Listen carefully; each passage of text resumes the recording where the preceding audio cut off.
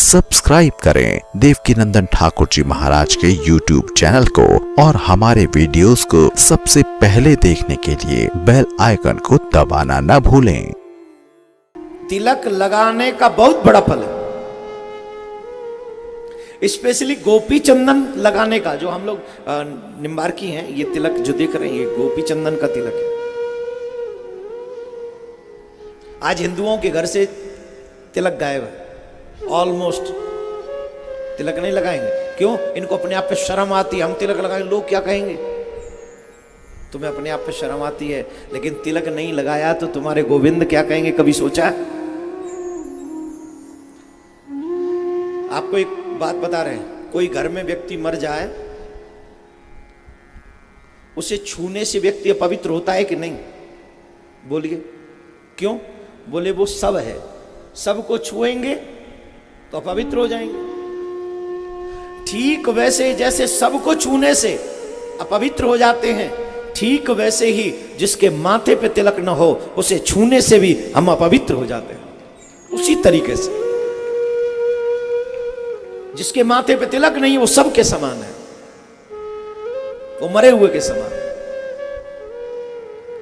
और गोपी चंदन तिलक लगाने का तो लाभ ही कई गुना है। बता दें कि नहीं? कोई लगाता है गोपी चंदन का तिलक? कौन कौन लगाते हैं? अच्छा, अरे वाह। आइए हम इसका फल बताते हैं और आज के बाद आपकी और श्रद्धा बढ़ जाएगी गोपी चंदन में। माथे पे गोपी चंदन महत्वपूर्ण क्यों है, ध्यान से सुने। कई लोग बड़ा शॉर्टकट लगा के लाली लगाई और चल पड़े। क्यों? टाइम ही नहीं है ना, हम पे टाइम नहीं है चंदन लगाने का। मत लगाओ, नुकसान तुम्हारा है, पड़ोसियों का थोड़ी। हम बता रहे तुम्हें, ध्यान से सुनो।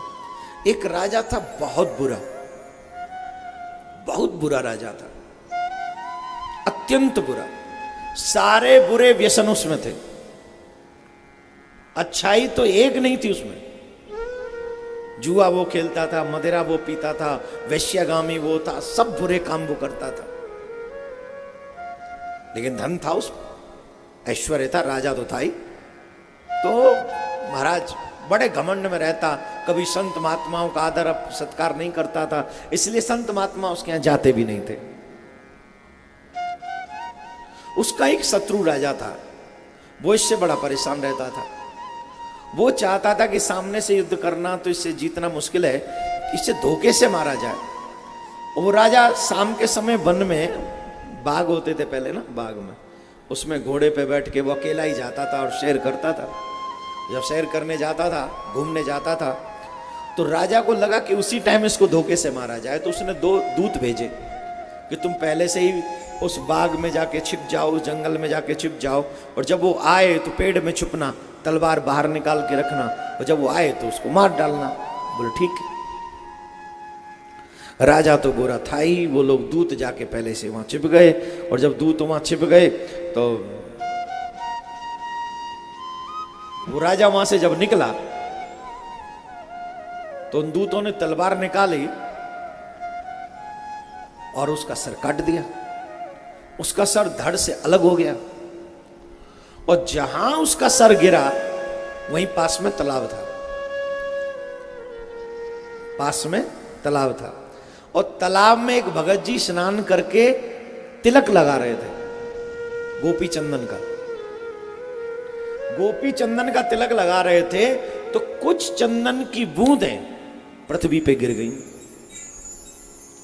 कुछ चंदन की बूंदें पृथ्वी पर गिर गई, और जब पृथ्वी पे गिरी उसका सर उन्हीं चंदन की बूंदों पे आके गिर गया।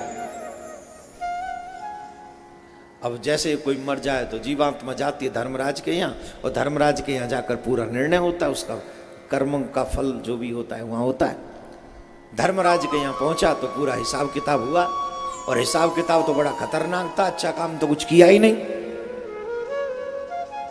कभी अच्छा काम किया ही नहीं। तो उसे कुंभी पाक नामक नरक में डाला गया। कौन से नरक में? जोर से बोलो, सारी कथा मुझे ही कहनी है क्या? मेरा साथ तो दो कम से कम। कौन से नरक में डाला गया? कुंभीपाक। कुंभीपाक नरक में क्या होता है पता हूं? वहां एक बहुत बड़ी भट्टी है, बहुत बड़ी भट्टी है, और उस पर बहुत बड़ी कढ़ाई है, और उसमें बहुत सारा तेल है, और वो भयंकर खौल रहा है, भयंकर खौल रहा है। और उस खौलते हुए तेल में उस पापी को डाला जाता है। खौलते हुए तेल में उस पापी को डाला जाता है। तो उस राजा की आत्मा को लेकर गए और उस खौलते हुए तेल में उस राजा की आत्मा को डाल दिया। अब जैसे ही उस राजा की आत्मा उसमें डाली, उस भट्टी की अग्नि शांत हो गई। जो तेल खोला हुआ था वो एकदम ठंडा पड़ गया। यमदूतों ने यमराज से जाके कहा, यमराज भी वैष्णव हैं, उनको जब सुना उन्हें लगा कि आज तक मेरी याद में तो ऐसा कभी नहीं हुआ कि यमपुरी में, कुंभीपाक नरक में उस अग्नि को किसी ने शांत किया है। अब तो उनके आश्चर्य का ठिकाना नहीं रहा, ये अग्नि शांत कैसे हुई? तो यमराज ने देवर्षि नारद जी को याद किया। देवर्षि नारद भ्रमण करते हुए वहां पहुंचे। देवर्षि नारद से पूछा, महाराज मुझे तो याद नहीं, मेरे तो याददाश्त में ऐसा कभी हुआ नहीं कि ये अग्नि कभी शांत हुई हो। ऐसा क्या हो गया कि इस इतने बड़े पापी को जब हमने इसमें कढ़ाई में डाला तो भट्टी की अग्नि शांत हो गई, तेल ठंडा पड़ गया, ऐसा क्या हो गया? देवर्षि नारद ने नेत्र बंद किए, पूरी घटना उनको समझ में आ गई। और पूरी घटना जब समझ में आई तो उनको पता चला कि जहां इसका सर कट के उस गोपी चंदन की बूंदों का स्पर्श किया, ये गोपी चंदन का वो प्रभाव है कि उसके स्पर्श मात्र से इसके इतने विशाल काय पाप भी हमेशा हमेशा के लिए समाप्त हो गए। ऐसा पापिष्ट राजा भी यमलोक गया, नरक में गया, भट्टी में डाला गया, लेकिन अग्नि उसे जला नहीं सकी। क्यों नहीं जला सकी? मात्र गोपी चंदन के प्रभाव से।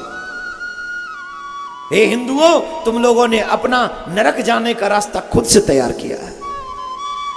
भगवान का नाम नहीं, माथे पे तिलक नहीं, मंदिर जाना अच्छा लगता नहीं, मंदिर कैसे जाना चाहिए यह भी पता नहीं, किस स्थिति में मंदिर नहीं जाना चाहिए यह भी पता नहीं।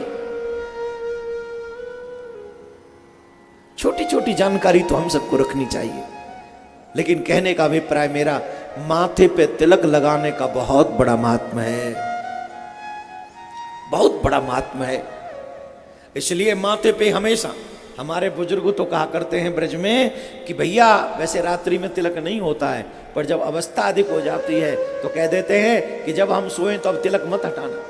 क्यों? बोले पता नहीं कहीं सोते सोते ही न रह जाए। तिलक लगा रहेगा तो यमराज के दूत हमारा स्पर्श नहीं करेंगे।